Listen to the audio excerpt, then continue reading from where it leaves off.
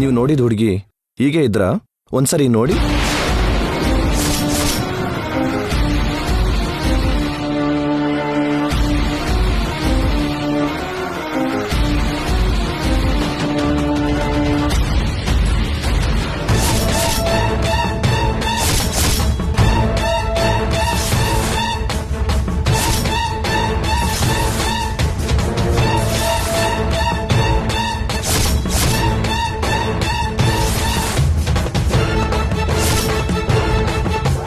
Excellent sir, 100% perfect ಆಗಿ ಬಿಡಿಸಿದ್ದೀರಾ. ಇದೇ ಹುಡುಗಿ ಸರ್.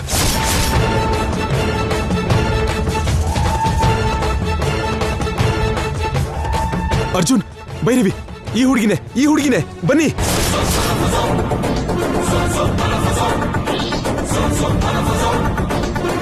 ಸಿಕ್ಕಾಕೊಂಡ್ಬಿಟ್ಟೆ. ನನ್ ಕತೆ ಮುಗ್ದೇ ಹೋಯ್ತು. ದೇವ್ರೇ,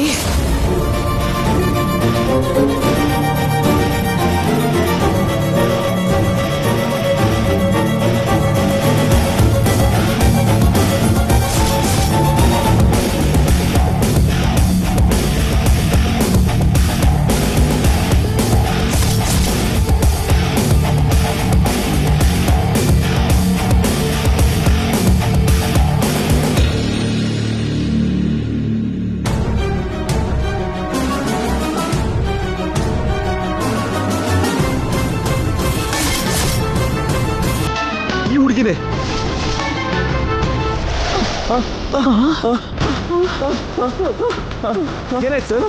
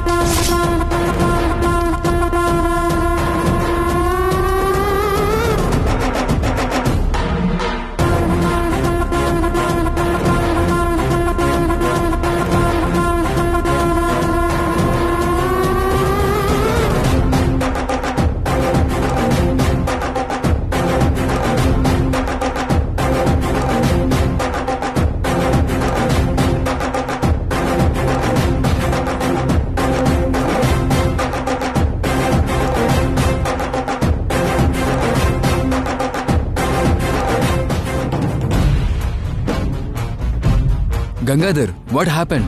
ಏನು ಸರ್, ಎಷ್ಟೊಂದು ಚಿತ್ರ ಬಿಡಿಸಿದ್ದೀನಿ, ಯಾವತ್ತೂ ಈ ತರ ಆಗಿರ್ಲಿಲ್ಲ.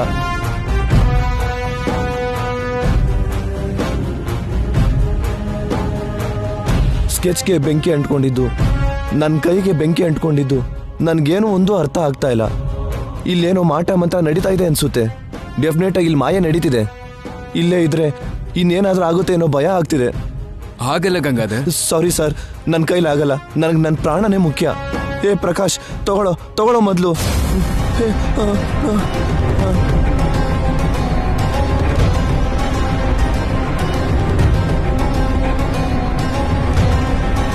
ನಿಮ್ಮನ್ನ ಕಿಡ್ನಾಪ್ ಮಾಡಿದ ಹುಡುಗಿ ಬಗ್ಗೆ ತಿಳ್ಕೊಳ್ಳೋಣ ಅಂದ್ರೆ ಹೀಗಾಗೋಯ್ತಲ್ಲ ಆದಿತ್ಯ ಅವರೇ.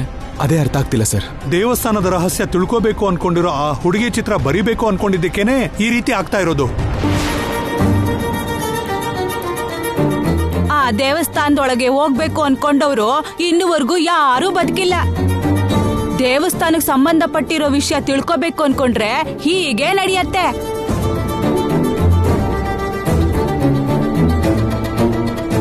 ಬರ್ತೀವಪ್ಪ, ಬರ್ತೀವಿ. ಬರ್ತೀವಿ ಸ್ವಾಮಿ.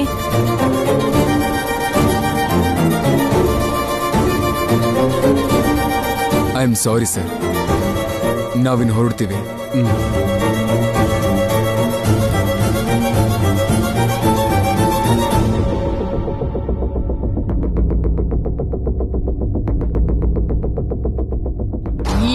ನೀನು ನನ್ನ ಹತ್ರಕ್ಕೆ ಓಡೋಡಿ ಬರ್ತೀಯಾ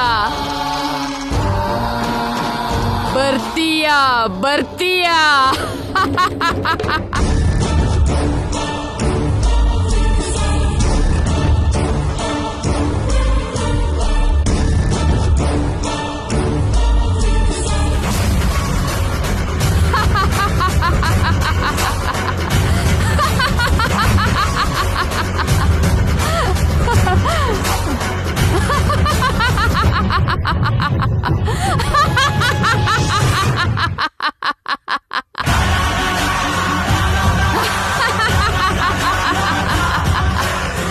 ನಾನ್ ಅನ್ಕೊಂಡ ಹಾಗೆ ಬಂದಿದ್ಯಾ ನೀನ್ ಬರ್ತೀಯ ಅಂತ ನನಗ್ ಚೆನ್ನಾಗ್ ಗೊತ್ತಿತ್ತು.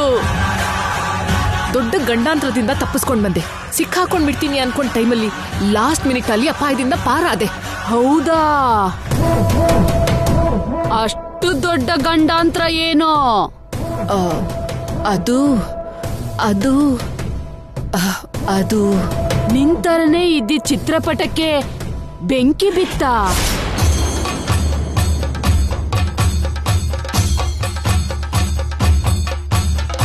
ಆ ವಿಷಯ ನಿನ್ಗೆ ಹೇಗ್ ಗೊತ್ತು?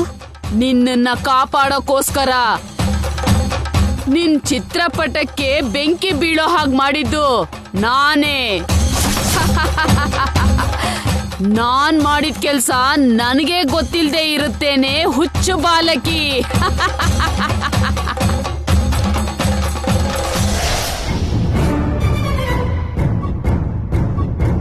ಎಲ್ಲಿದೆ?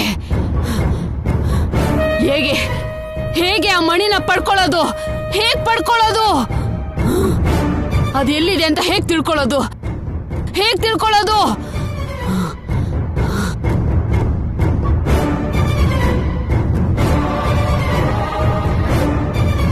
ಆ ಬಾಲಕಿ ತಮ್ಮನೇ ತಾನೇ ಇವನು.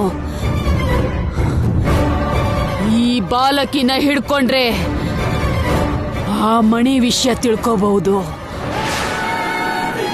ಈಗ ಈ ಬಾಲಕಿ ಎಲ್ಲಿದ್ದಾಳೆ? ತಿಳ್ಕೋತೀನಿ.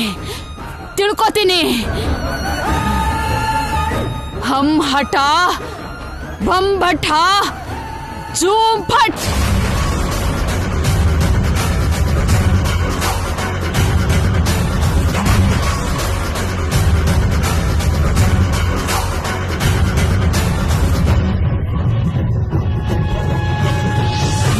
ಈ ಬಾಲಕಿ ಅವ್ರ ಕೈಲಿ ಸಿಕ್ಕಾಕೊಂಡ್ರೆ ಆ ಮಣಿ ಬಗ್ಗೆ ತಿಳ್ಕೊಳ್ಳೋದು ಕಷ್ಟ ಆಗುತ್ತೆ. ಈಗ ಈ ಬಾಲಕಿನ ರಕ್ಷಿಸ್ಬೇಕು, ಇಲ್ಲಿಗೆ ಕರೆಸ್ಕೋಬೇಕು. ಕರೆಸ್ಕೋತೀನಿ.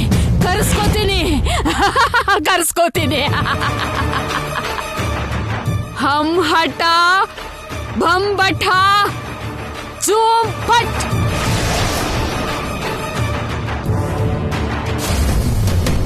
ನೀನ್ ನನ್ನನ್ನು ಸೇವ್ ಮಾಡೋದಕ್ಕೆ ಇಷ್ಟು ದೊಡ್ಡ ಹೆಲ್ಪ್ ಮಾಡ್ತೀಯಾ ಅಂತ ಅನ್ಕೊಂಡಿರ್ಲಿಲ್ಲ. Thank you so much. Thank you.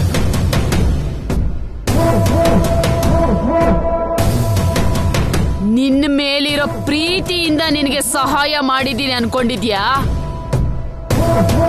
ನಿನ್ನ ಅವಶ್ಯಕತೆಗೆ ನಾನ್ ಸಹಾಯ ಮಾಡಿದ್ರೆ ನನ್ನ ಅವಶ್ಯಕತೆಗೆ ನೀನು ಉಪಯೋಗಕ್ಕೆ ಬರ್ತೀಯ ಅಂತ ಮಾಡಿದ್ದೀನಿ.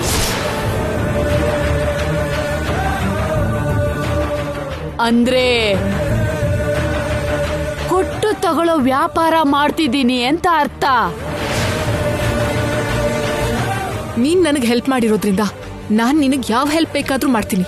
ನಾನ್ ಏನ್ ಮಾಡ್ಬೇಕು ಹೇಳು. ನಾವ್ ಹೋಗಕ್ಕಾಗದೆ ಇರೋ ದೇವಸ್ಥಾನಕ್ಕೆ ನಿನ್ ತಮ್ಮ ಹೋಗಿ ಅಪೂರ್ವವಾದ ಸಂಜೀವಿನಿ ಮಣಿನ ತಗೊಂಡ್ ಬಂದಿದ್ದಾನೆ.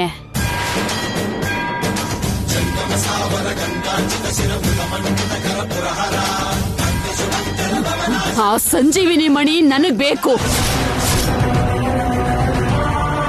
ಆ ಸಂಜೀವಿನಿ ಮಣಿ ನನ್ ಕೈಗೆ ಬಂದ್ರೆ ನಾನು ಅಂದ್ಕೊಂಡಿರೋದು, ನಾನು ಆಸೆ ಪಟ್ಟಿರೋದು ಎಲ್ಲ ಎಲ್ಲ ಸಾಧಿಸ್ಕೋಬಹುದು. ಆ ಮಣಿ ತಗೊಂಡ್ ಬಂದು ನನಗ್ ಕೊಡು. ಡಾಕ್ಟರ್ಸ್ಗಳು ಬದುಕ್ಸೋಕಾಗದೆ ಇರೋ ನಮ್ಮಮ್ಮನ್ನ ಆ ಮಣಿ ಕಾಪಾಡ್ತು.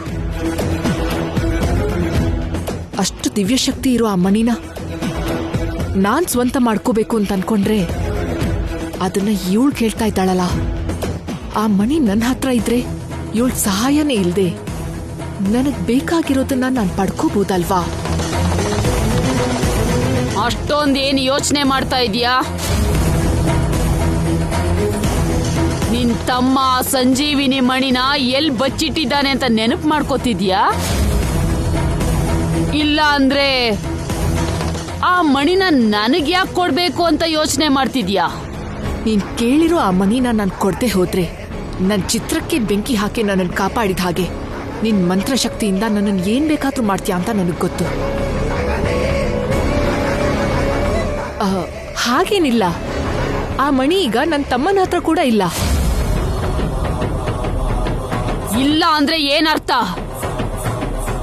ತನ್ನ ಪ್ರಾಣನ ಪಣಕ್ಕಿಟ್ಟು ಅಷ್ಟು ಕಷ್ಟಪಟ್ಟು ಮಣಿನ ತಂದಿರೋನು ಅದನ್ನ ಎಷ್ಟು ಭದ್ರವಾಗಿಟ್ಟಿರ್ತಾನೆ ಅಂತ ನನಗೆ ಗೊತ್ತು. ಆ ಮಣಿ ಬೆಲೆ ಏನು, ಆ ಮಣಿ ಮಹಿಮೆ ಏನು ಅಂತ ನಿನ್ ತಮ್ಮನ್ಗೆ ಗೊತ್ತಿರೋದ್ರಿಂದ ಆ ಮಣಿನ ಪ್ರಾಣಕ್ಕಿಂತ ಹೆಚ್ಚಾಗಿ ನೋಡ್ಕೋತಾನೆ ಅಂತಾನೂ ಗೊತ್ತು. ಗೆಲುವು ತಂದು ಕೊಡೋ ಆ ಮಣಿನ ನನಗ್ ಕೊಡೋ ಉದ್ದೇಶ ಇಲ್ದೆ ಸುಳ್ಳು ಹೇಳ್ತಾ ಇದ್ಯಾ? ಸುಳ್ಳು. ನಿನಗ್ ಸುಳ್ಳು ಹೇಳೋ ಅಗತ್ಯ ನನಗಿಲ್ಲ. ಆ ಮಣಿ ನಿಜವಾಗ್ಲೂ ನನ್ನ ತಮ್ಮನ ಹತ್ರ ಇಲ್ಲ. ಮತ್ತೆ ಎಲ್ಲಿದೆ? ಯಾವ ಸಿದ್ಧಪುರುಷ ಮಣಿನ ತಗೊಂಡ್ ಬಾ ಅಂತ ಹೇಳಿದ್ನೋ ಅದೇ ಸಿದ್ಧಪುರುಷನ್ಗೆ ಹುಷಾರಾಗಿಟ್ಕೋ ಅಂತ ಹೇಳಿ ನನ್ನ ತಮ್ಮ ಕೊಟ್ಟ.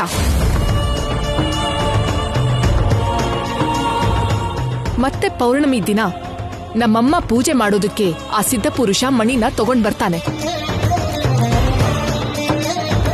ಆ ಸಿದ್ಧಪುರುಷ ಎಲ್ಲಿರ್ತಾನೆ? ಗೊತ್ತಿಲ್ಲ. ತಿಳ್ಕೋತೀನಿ. ನಂಬೋದಾ? ಮಾತಂದ್ರೆ ಮಾತೆ. ಎನಿಹಾವ್, ತುಂಬಾ ಥ್ಯಾಂಕ್ಸ್. ಈಗ ನೀನು ನನ್ನ ಕಾಪಾಡಿದಿಕ್ ಸರಿ ಹೋಯ್ತು. ಇಲ್ಲ ಅಂದ್ರೆ ಇಷ್ಟು ವರ್ಷ ಆದಿತ್ಯನ ಬಂದಿದ್ದು ನಾನೇ ಅಂತ ಎಲ್ಲಾರ್ಗೂ ಗೊತ್ತಾಗ್ತಿತ್ತು. ನನ್ನ ತಮ್ಮನ್ಗೂ ಭೈರವಿಗೂ ಮದ್ವೆ ಆಗೋವರೆಗೂ ನಾನ್ ಯಾರು ಅಂತ ಆದಿತ್ಯಂಗೆ ಗೊತ್ತಾಗ್ಬಾರ್ದು.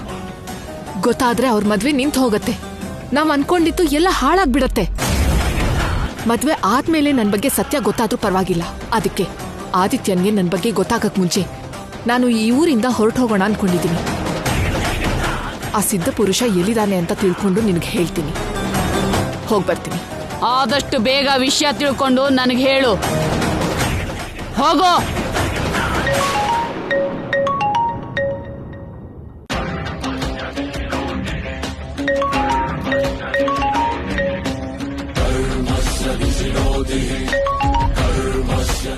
ಹಲೋ ಸ್ಯಾನ್, ಎಲ್ಲಿದೀಯಾ? ಯಾರನ್ನೋ ಮೀಟ್ ಮಾಡೋದಕ್ಕೆ ಬಂದಿದ್ದೆ, ಆದ್ರೆ ಅದನ್ನ ಹೇಳೋ ಪರಿಸ್ಥಿತಿಲಿ ನಾನಿಲ್ಲ.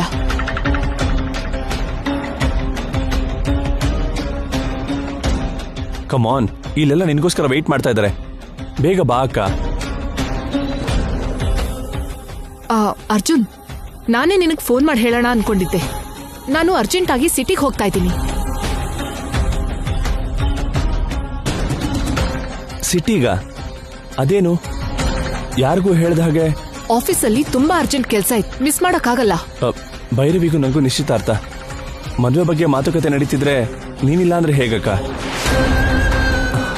ಅಷ್ಟು ಅರ್ಜೆಂಟ್ ಕೆಲಸ ಇದ್ರೆ ನೀನ್ ಬರೋವರೆಗೂ ಮ್ಯಾನೇಜ್ ಮಾಡು ಅಂತ ಮ್ಯಾನೇಜರ್ಗೆ ಹೇಳಿದ್ನಲ್ವಾ? ಪ್ಲೀಸ್ ನೀನ್ ಬೇಗ ಬಾ ಅಕ್ಕ. ಅದ್ ಹಾಗಲ್ಲ ಅರ್ಜುನ್, ನಾನ್ ಹೋಗ್ಬೇಕಾಗಿರೋದು ತುಂಬಾ ಇಂಪಾರ್ಟೆಂಟ್, ಅರ್ಥ ಮಾಡ್ಕೋ. ಅರ್ಥ ಮಾಡ್ಕೊಳ್ಳೋದು, ಅಡ್ಜಸ್ಟ್ ಮಾಡ್ಕೊಳ್ಳೋದು ಏನೂ ಇಲ್ಲ. ಈಗ ನೀನ್ ಇಲ್ಲಿರೋದೇ ಇಂಪಾರ್ಟೆಂಟ್. ಅರ್ಜೆಂಟಾಗಿ ಬೇಗ ಬಾ, ಓಕೆನಾ?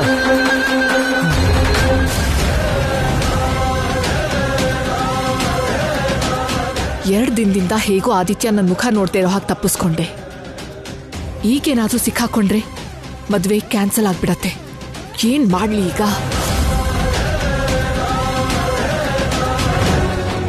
ಊರೊಳಗೆ ಪೊಲೀಸ್ನವರು ಯಾಕೆ ಬಂದ್ರು ಅಂತ ಅನ್ಕೊಂಡೆ. ನಿಮ್ಮ ಭಾವನ ಮಗ ಆದಿತ್ಯನ್ಗೋಸ್ಕರ ಅಂತೆ.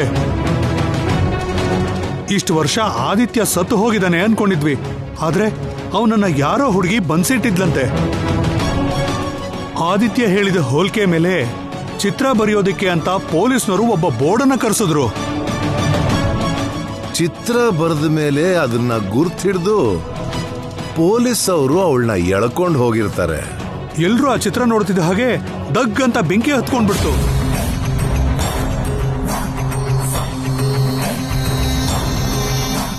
ಅದೇನ್ ವಿಚಿತ್ರನೋ ಏನೋ, ಆ ಚಿತ್ರ ಬರ್ದವನ್ ಕೈಗೆ ಬೆಂಕಿ ಹೊತ್ಕೊಂಡ್ಬಿಡ್ತು. ಅವನು ಹೆದರ್ಕೊಂಡು 2ನೇ ಸರಿ ಚಿತ್ರ ಬರ್ದೆ ಓಡೋ ಹೋಗ್ಬಿಟ್ಟ.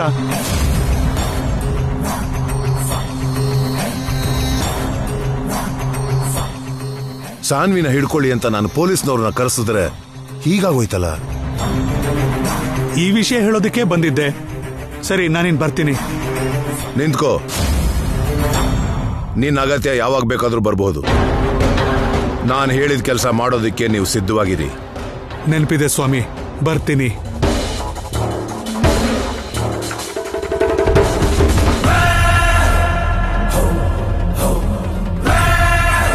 ಚಿತ್ರಕ್ಕೆ ಬೆಂಕಿ ಹತ್ಕೊಳ್ಳೋದೇನು, ಚಿತ್ರ ಬರ್ದವನು ಕೈಗೆ ಬೆಂಕಿ ಹತ್ಕೊಳ್ಳೋದೇನು, ಯಾರಿಗೂ ಸಿಕ್ಕಾಕೋಬಾರ್ದು ಅಂತ ಸಾನ್ವಿನೇ ಅವಳು ಚಿತ್ರಕ್ಕೆ ಬೆಂಕಿ ಹತ್ಕೊಳ್ಳೋ ಹಾಗೆ ಮಾಡಿರ್ತಾಳ.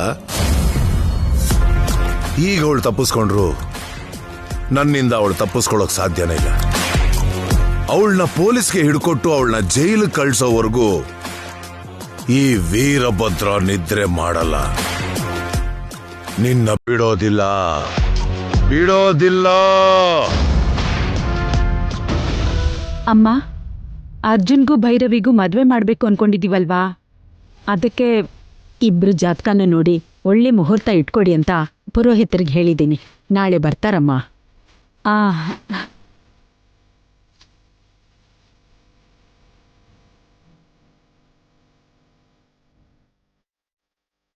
ಭೈರವಿ,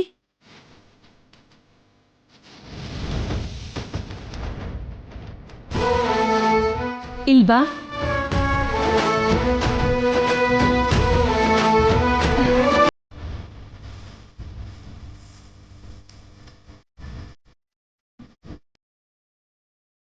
ಹೇಳಿ ಅತ್ತೆ. ನೀನಿಗ್ ಮದ್ವೆ ಆದ್ಮೇಲೆ ಅತ್ತೆ ಮನೆಗೆ ಹೋಗ್ತಿದ್ದೀನಿ ಅಂತ ಅನ್ಕೋಬೇಡಮ್ಮ. ನಿಮ್ಮ ಅಮ್ಮನ ಮನೆಗೆ ಹೋಗ್ತಿದ್ದೀನಿ ಅನ್ಕೋ. ನಿನ್ನ ಸೊಸೆ ಥರ ಅಲ್ಲ, ನನ್ನ ಮಗಳ ಥರ ನೋಡ್ಕೋತೀನಿ. ಹಾಗೆ ಆಗ್ಲಿ ಅತ್ತೆಮ್ಮ. ಒಂದು ನಿಮಿಷಕ್ಕೆ ಮುಂಚೆ ಅತ್ತೆ ಅಂದ್ಲು, ಈಗ ನೋಡಿದ್ರೆ ಅತ್ತೆ ಅಮ್ಮ ಅಂತಿದ್ದಾಳೆ. ನೋಡಿದ್ರ ಅತ್ತೆ? ಮಾವ, ಅಮ್ಮನ ತರ ನೋಡ್ಕೊಳ್ಳೋ ಅತ್ತೆನ ಅತ್ತೆ ಅನ್ಬಾರ್ದು, ಅಮ್ಮ ಅನ್ಬೇಕು.